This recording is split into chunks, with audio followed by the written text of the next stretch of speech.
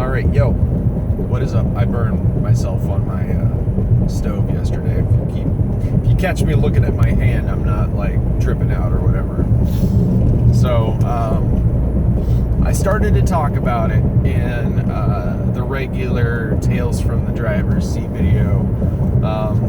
Link in description. Let's keep a mental note of the things that I say I'm going to put in the description. Link in description.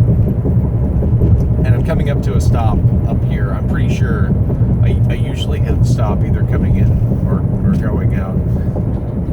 The construction zones are such that they have traffic narrowed to literally one lane of this two-lane highway. So you have to wait in line. Anyway, I want to make this a more focused video and possibly even a rather brief video on the topic of trans people, trans men and women. I don't want to like minimize them or their experience. So let me go ahead and back up to the catalyzing event that started this specific video. What I was going to talk about is the experience of trans people and their families, whether they support them or they reject them, and they end up in a situation, sometimes in a pretty bad situation, where like their family has kicked them out, they've disowned them. Even grown-ass adults can face severe and extreme persecution, and that actually pales in comparison to the body dysphoria that these people experience. Just knowing that they were born in the wrong body, that they were supposed to be a girl and not a boy, or a boy and not a girl. The depth, I can't even articulate the depth of their experience, the intensity of the emotion that just welled up inside of me, the passion that I felt for just wanting to reach out to these people and to help them. And even though they all five people on this panel shared a very similar story, one person was actually a parent of a 14-year-old girl, trans girl, so born natal male. Wow, just the differentiation is trippy sometimes. So this girl was born and assigned a male, and is actually in the process of transitioning even now. So and despite that, she came from a very progressive family.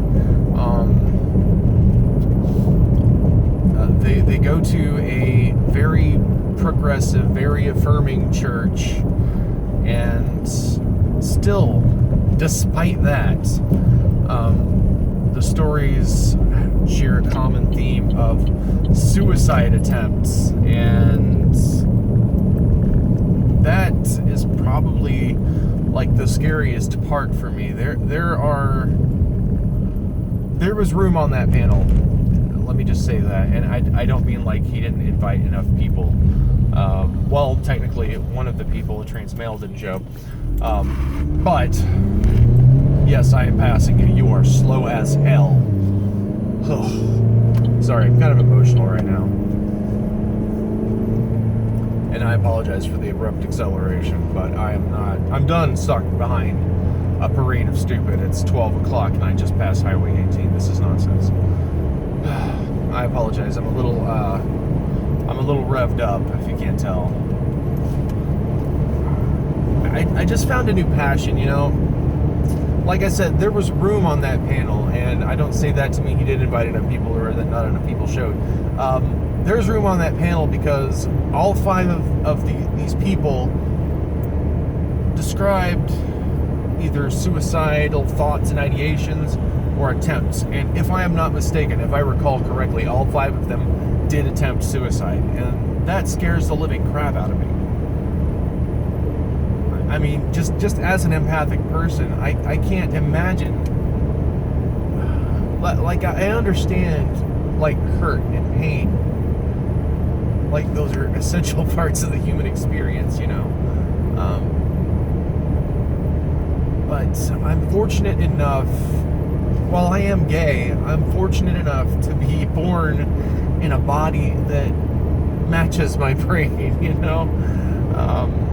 Like, I could be skinnier, I guess. I could be healthier, but food is awesome, and so is, like, you know, more food. So, like, I understand pain and dysmorphia. I don't understand gender dysphoria. I've never experienced that before. I'm a very empathic person. I put myself in another person's shoes. And just sitting there thinking about hating myself so much for being, as one panelist described it, just a disgusting monster. I can't imagine. Like, there could have been more people on that panel, but they didn't fail.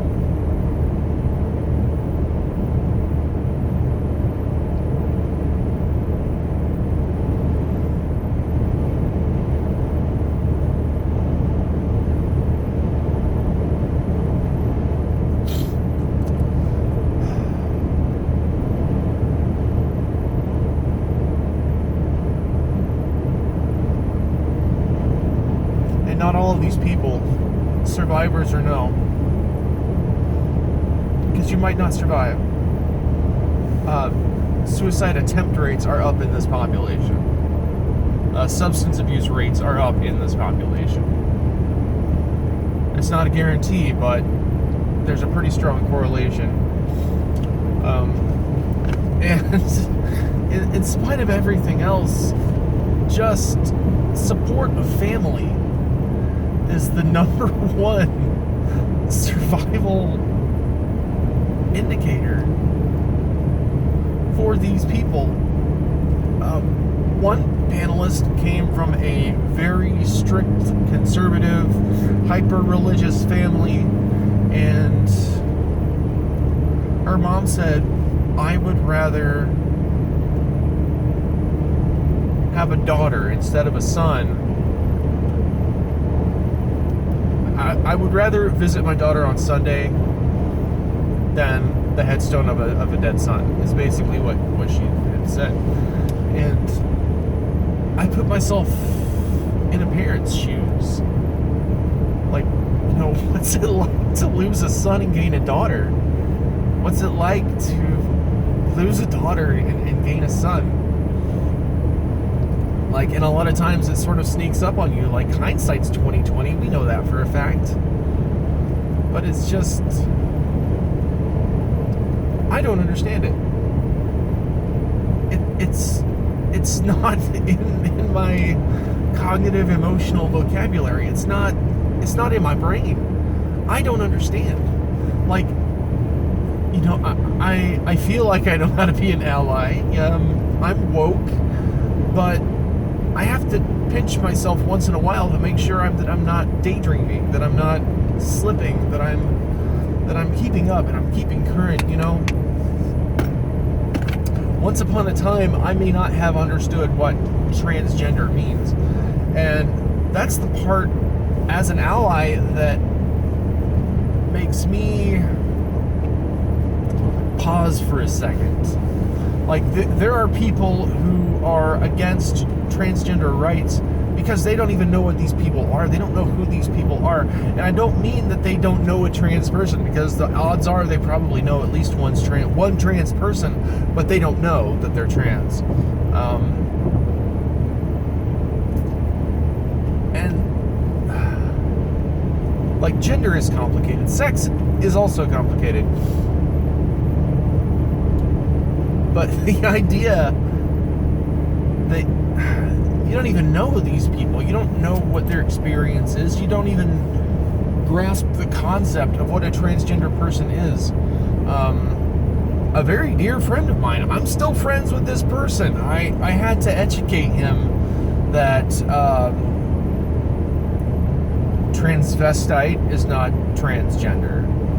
Like, these are not people cross-dressing for kicks. They're not cross-dressers, okay? They identify as a female or as a male despite having been born natally the other way around. And I know I'm simplifying, like, even biological sex, because there's intersex people too, and I'm simplifying that quite a bit, because there are varying shades of male and female. Like, I don't identify as all the way male, but I also don't identify as female either. So, you know, I'm like between female and male. I'm like a little to the left of male. I feel like, you know,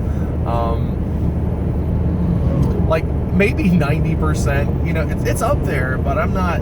You know, I'm not a subscriber to the binary, so I feel like I can scooch to the left a little bit. Like, maybe that's my gayness coming in. It's like, we can scooch this over a little bit. Can you scooch? I need to scooch. I need to man spread.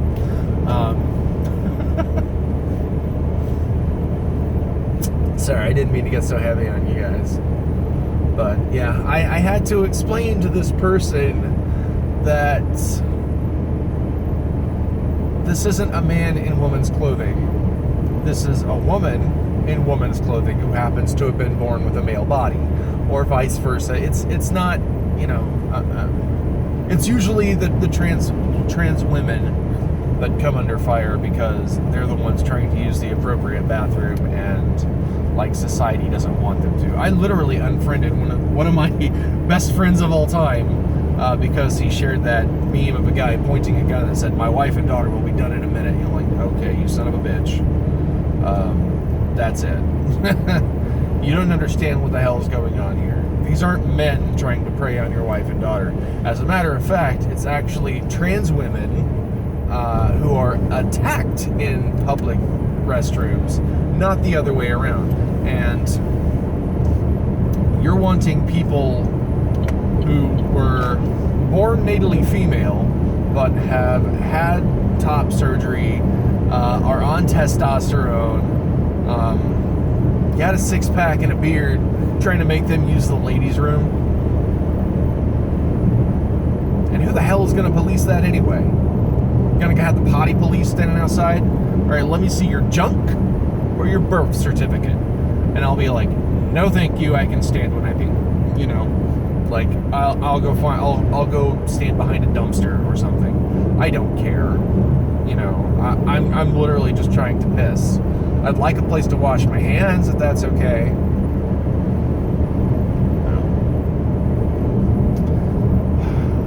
These people just want to be graced with the goddamn dignity that the rest of us have. You know, I believe in respect for the individual. I believe in respect for all people, regardless of what bits they got. I don't care about that shit. I'm not even going to ask you if you're trans, what bits you got. I don't care about your junk.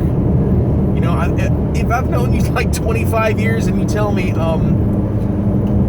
I've changed my name and I'm transitioning to a woman now, I'll be like, yes, ma'am. Goddamn right you are.